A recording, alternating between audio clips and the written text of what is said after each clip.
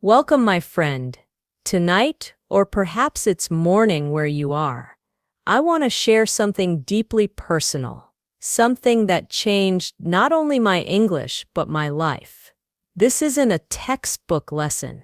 It's a story, a journey through struggle, persistence, and finally, triumph.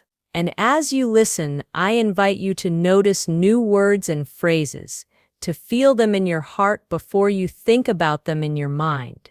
Because when language becomes alive in a story, it stays with you forever. Today's topic is simple but powerful. How I improved my listening and speaking in English to a C2 level. And if you stay with me, you'll not only hear the story, you'll also learn English naturally, almost without realizing it. Let me make you a promise before we begin. No matter where you are on your journey, whether you struggle to say a single sentence or you're chasing fluency, you can grow. Step by step, word by word. And every time you persist, every time you rise again after failing, you move closer to mastery. So, my friend, here's my invitation to you. Listen closely. Feel the rhythm of the words, and when something resonates with you, hold on to it. And by the way, tell me in the comments, what country are you listening from and what time is it right now for you? I'd love to know where in the world this voice is reaching. Pause. Shift in tone like turning a page. Let's begin. When I first started learning English, it felt like I was standing in the middle of a storm. Words were flying all around me, on the radio, in movies, in conversations between native speakers. And yet, I could barely catch them. I felt like a child in a room full of adults, listening to laughter, questions, answers, but not quite understanding. I remember one evening, sitting alone in a tiny room, headphones on, trying to watch a film in English. The actors spoke so quickly, their voices dancing, overlapping, almost like music. I pressed pause every 10 seconds. I replayed the same line again and again. Still the meaning slipped through my fingers. I felt lost, helpless, almost ready to give up. The first useful word I want you to notice here is overwhelmed. To feel overwhelmed is to feel like something is too big, too heavy, too much for you to carry. And that was me, overwhelmed. But here's the turning point. Instead of giving up, I made a decision that changed everything. I told myself, I will treat English not as homework but as a world I want to live in. And so I began to build what I call islands of listening. Every day, I listened to something in English, not for school, not for exams, but for life. Sometimes it was a song, sometimes a short podcast, sometimes just 10 minutes of a movie. At first I understood maybe 10%, but that 10% became my island. A small piece of land in the middle of the storm, and slowly the island grew. There's another word here for you. Glimpse.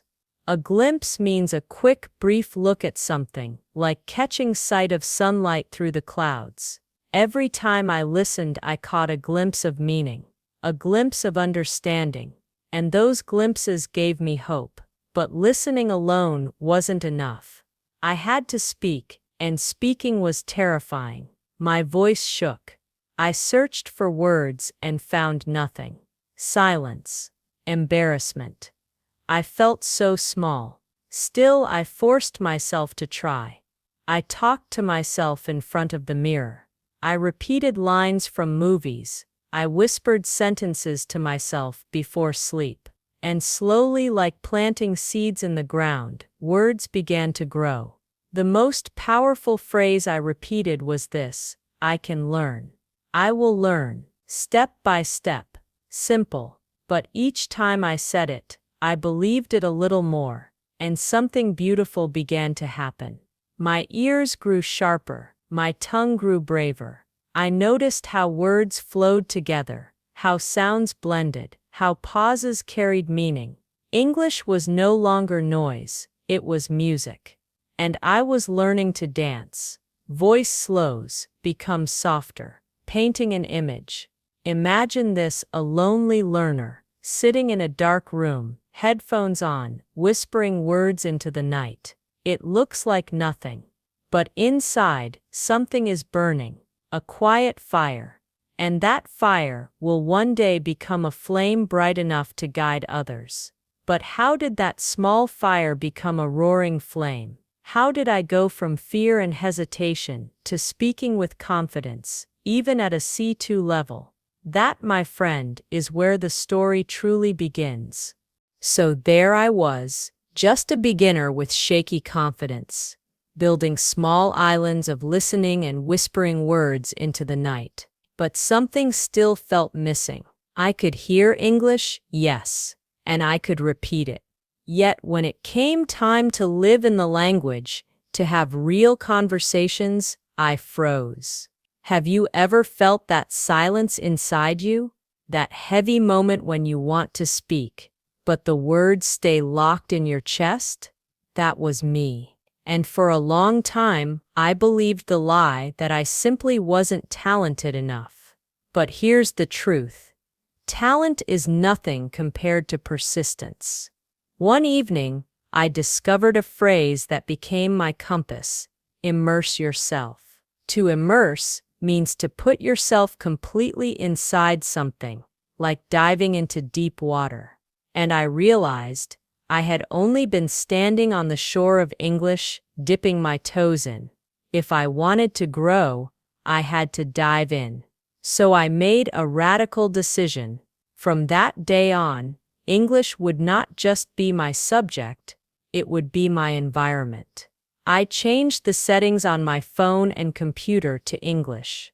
I began journaling in English every morning, writing down my thoughts, even if my grammar was broken and my vocabulary limited. I labeled objects in my room: mirror, desk, lamp. Every corner of my world became a teacher, and soon my listening practice became more alive. Instead of endlessly pausing and rewinding, I let the words flow, even if I didn't understand everything. At first, it was painful, like running uphill. But little by little, my brain began to adapt. The word for this is absorb. To absorb means to take something in, like a sponge soaking up water. That's what was happening. I was absorbing English without even realizing it. But there was another obstacle: fear of speaking with real people. I still remember the first time I joined an online language exchange. My hands were sweating, my heart was pounding like a drum. The moment the stranger on the screen said, "Hello," I almost ended the call, but instead, I forced myself to smile and say, "Hi, my name is and." The conversation stumbled forward. I made mistakes. I forgot words. I even laughed nervously at myself. But here's the miracle. The other person didn't laugh at me. They listened. They encouraged me. And in that moment I realized English wasn't about being perfect. It was about connection. The useful word here is vulnerable. To feel vulnerable is to feel open, exposed, at risk of being hurt. And yet, it is only when we are vulnerable that we can truly connect. From that day, I sought out opportunities to practice with real people. Sometimes it was a short chat online. Sometimes it was asking a tourist for directions in my city.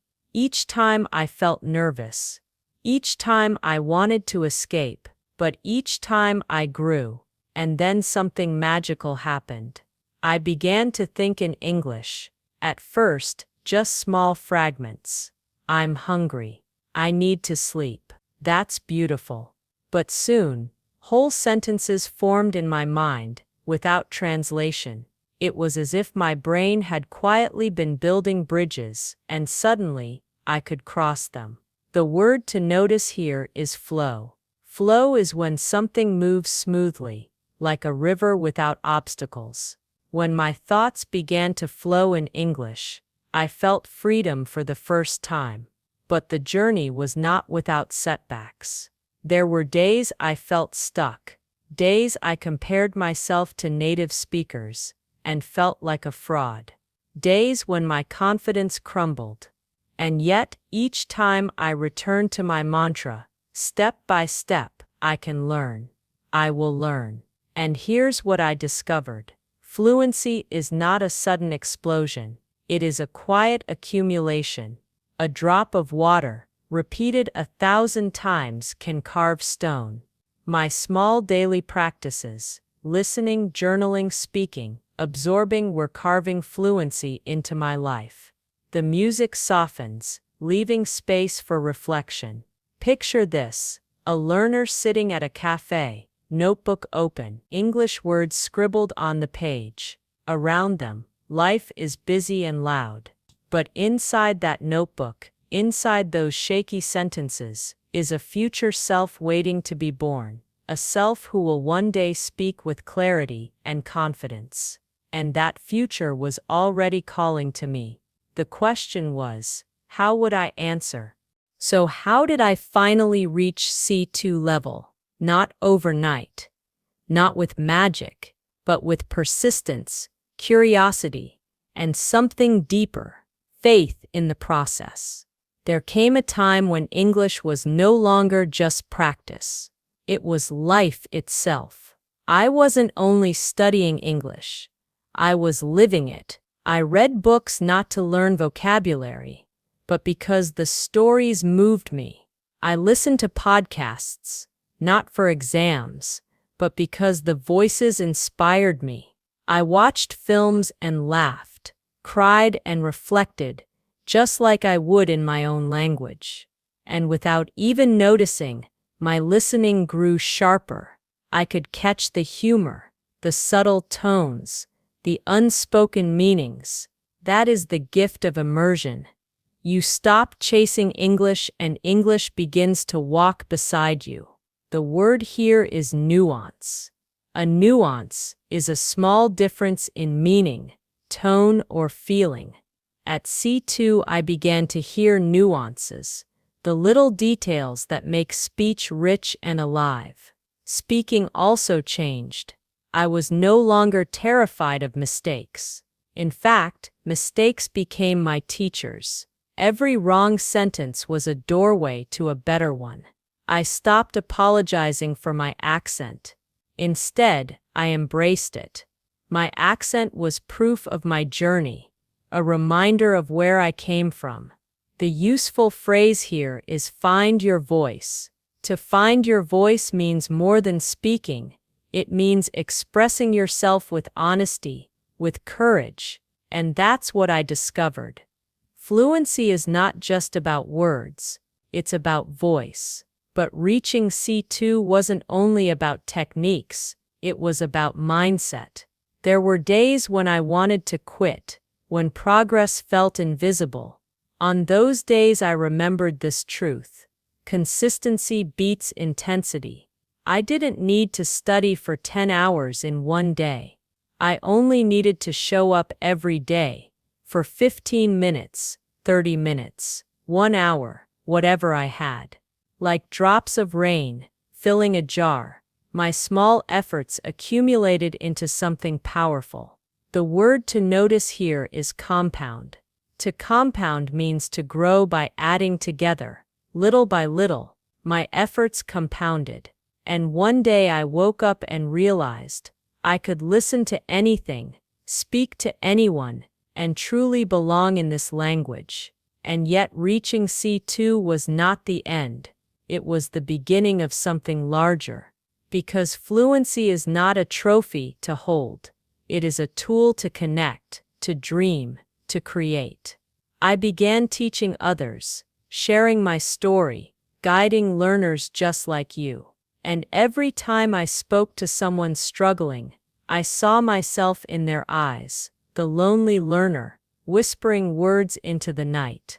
And I wanted to tell them, as I tell you now, do not give up. Your future self is waiting for you. Step by step, you will arrive.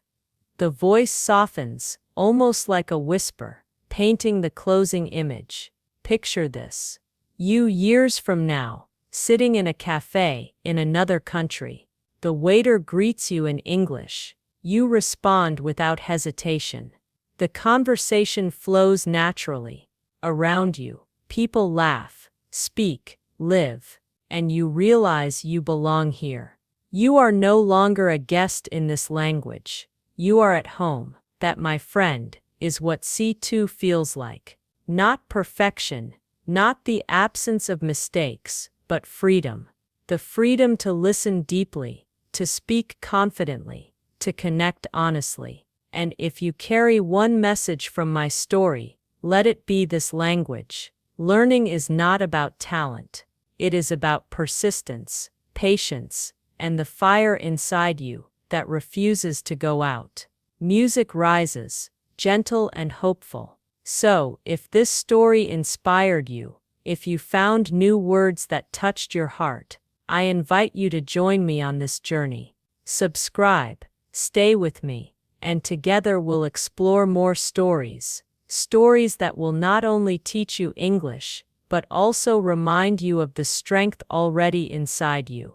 Because the journey is not over, it is only beginning.